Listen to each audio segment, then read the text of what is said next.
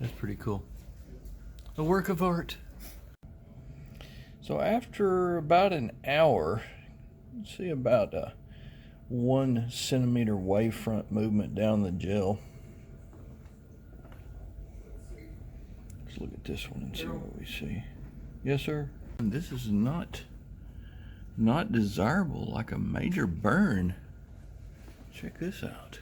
Wow. We washed these gels for several days, and I think the mistake is we let them run overnight, and the electrolyte dehydrated, or actually was converted to gas, and then it began to burn the gel. And so I was just wondering if we were going to be able to salvage anything. I think this one is the best one, so let's take a look at it for just a second.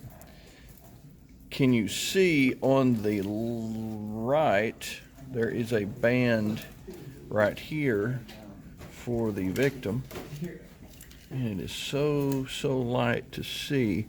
There is a band here and here for suspect 2. Here's a single band for suspect 1, and here is the evidence. Wish you could see these 2 bands right here a little bit more clearly. We did get a result.